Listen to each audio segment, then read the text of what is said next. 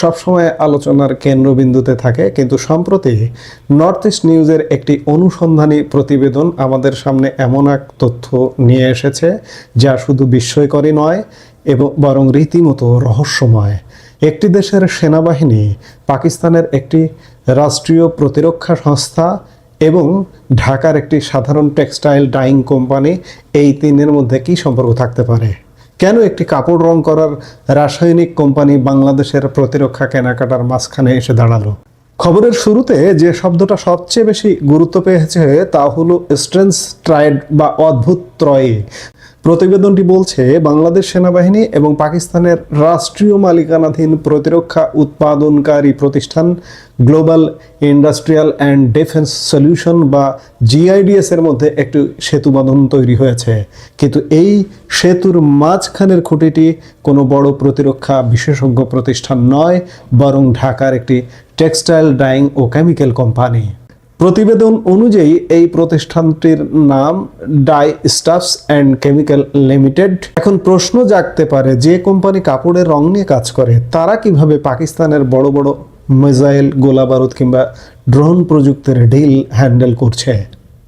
চলুন একটু গভীরে যায়। GIDS আসলে কি?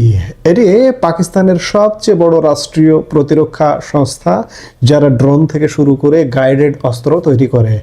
নর্থ ইস্ট নিউজের খবর বলছে বাংলাদেশ সেনাবাহিনী এই পাকিস্তানের সংস্থাটি থেকে প্রতিরক্ষা সরঞ্জাম কেনার পরিকল্পনা করছে বা কিনছে। সাধারণত সামরিক কেনাকাটায় ডিরেক্ট গভর্নমেন্ট টু গভর্নমেন্ট বা G2G চুক্তি হয় অথবা নির্দিষ্ট ডিফেন্স এজেন্ট থাকে, কিন্তু এখানে একটি বেসামরিক টেক্সটাইল কোম্পানিকে কেন অন্তর্ভুক্ত করা হলো? প্রতিবেদনের প্রতিটি লাইন ইঙ্গিত দিচ্ছে যে এই প্রক্রিয়ার স্বচ্ছতা নিয়ে বড় ধরনের প্রশ্ন আছে। এই ডাইং কোম্পানিটি আসলে কার? কেন তারা প্রতিরক্ষা সরঞ্জামের মতো সংবেদনশীল বিষয়ে স্থানীয় প্রতিনিধি হিসেবে কাজ করছে? এটি কি কেবল ব্যবসা, নাকি এর আড়ালে কোনো রাজনৈতিক বা কৌশলগত এজেন্ডা কাজ করছে?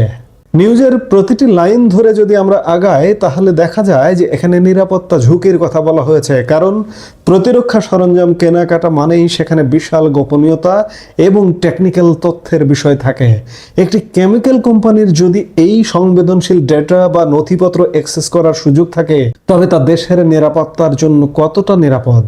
প্রতিবেদনটিতে আরও একটি গুরুত্বপূর্ণ দিকের আলোকপাত করা হয়েছে, তা হলো ভূ রাজনৈতিক পরিবর্তন। বাংলাদেশের বর্তমান রাজনৈতিক প্রেক্ষাপটে পাকিস্তানের সাথে এই ক্রমবর্ধমান ঘনিষ্ঠতা, বিশেষ করে সামরিক খাতে প্রতিবেশী দেশগুলোর কাছেও একটি সংকেত পাঠাচ্ছে। প্রতিবেদনে বলা হয়েছে ভারতের নিরাপত্তা বিশ্লেষকরাও এই বিষয়টি গভীরভাবে পর্যবেক্ষণ করছেন। বিশেষ করে আওয়ামী লীগ সরকার পতনের পর যখন বাংলাদেশের বিদেশ নীতিতে এক ধরনের পরিবর্তন লক্ষ্য করা যাচ্ছে, তখন এই ধরনের রহস্যময় ব্যবসায়িক চুক্তিগুলো জনমনে সন্দেহের দানা বাঁধছে। এই সংবাদের সবচেয়ে আলোচিত দিক হলো কেনাকাটার এই অদ্ভুত প্রক্রিয়া। যদি এই খবরটি সত্যি হয়, তবে এটি কি প্রতিরক্ষা খাতের কোনো বড় ধরনের অনিয়মের দিকে ইঙ্গিত দিচ্ছে? একটি কাপড় রং করার কোম্পানি যখন গোলাবারুদের ডিল করে, তখন সেখানে আর্থিক অস্বচ্ছতা বা কমিশন বাণিজ্যের গন্ধ পাওয়া কি অমূলক? নর্থ ইস্ট নিউজ সরাসরি প্রশ্ন তুলেছে যে প্রতিরক্ষা বাহিনীর কেনাকাটার জন্য বিশেষায়িত সংস্থা থাকা সত্ত্বেও কেন এই ডাইং কোম্পানিকে বেছে নেওয়া হলো? এর মালিকানার পেছনে কারা আছেন? তাদের সাথে কি প্রতিরক্ষা বাহিনীর কোনো উচ্চপদস্থ কর্মকর্তার সরাসরি যোগাযোগ রয়েছে? প্রতিবেদনে এই অদ্ভুত ত্রয়ী বা ট্রায়েড শব্দটা ব্যবহারের সার্থকতা এখানেই। দর্শক, একটি সংবাদপত্রের প্রতিবেদন যখন